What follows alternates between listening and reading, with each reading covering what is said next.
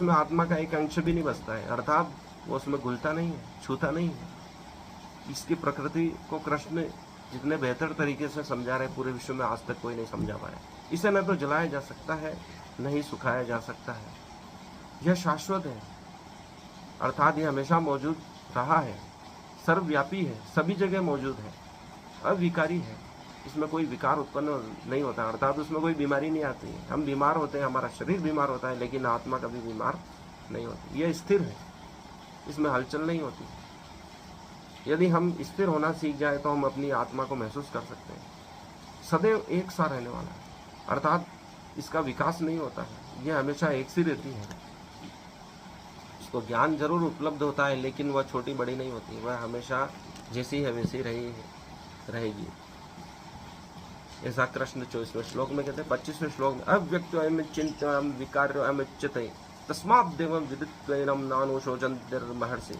यह आत्मा अव्यक्त, अकल्पनीय तथा अपरिवर्तनीय कहा जाता है। यह जानकर तुम्हें शरीर के लिए शोक नहीं करना चाहिए।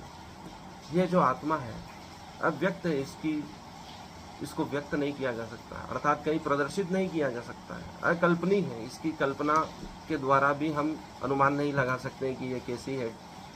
यह अपरिवर्तनीय है, इसमें परिवर्तन नहीं होता है। शरीर बाल अवस्था से युवा अवस्था में आकर वृद्धावस्था को प्राप्त करता है, लेकिन इसमें ऐसा कुछ नहीं होता है। यह जैसी है वह हमेशा से वैसी ही रहेगी। यह जानकर तुम्हें शरीर के लिए शोक नहीं करना चाहिए। ऐसा कृष्ण अर्जुन को कहते हैं कि जब इसका कुछ हो ही नहीं सकता है, नहीं ठीक इसके बारे में कुछ कहा जा सकता है, यह व्यक्त है, इसके बारे में आप वर्णन नहीं कर सकते, न इसका नाश हो रहा है, यह सदैव से मौजूद है, सनातन है, तो तू क्यों चिंता करता है। 26वां श्लोक कहता है अथ चैनम नित्यं जातम नित्यं वा मन्यसे व्रतम तथा त्वं महाभाव नैनम शोचन्तिर्महर्षि। अर्थात यदि तुम ये सोचते हो कि आत्मा अर्थात जीवन का लक्षण सदा जन्म लेता है तथा सदा मरता है, तो भी महाबाहु तुम्हारे शोक करने का कोई कारण नहीं है।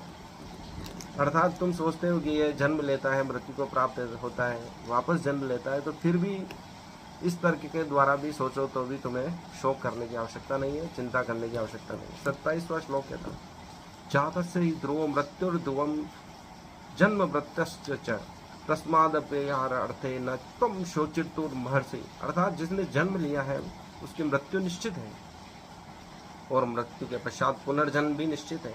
अतः अपने अपरिहार्य कर्तव्य पालन में तुम्हें शोक नहीं करना चाहिए। अर्थात जिसका जन्म हुआ है उसकी मृत्यु निश्चित है और मृत्यु के पश्चात पुनः जन्म लेना भी निश्चित है। इसलिए बार बार जन्मने वाले मृत्यु को प्राप्त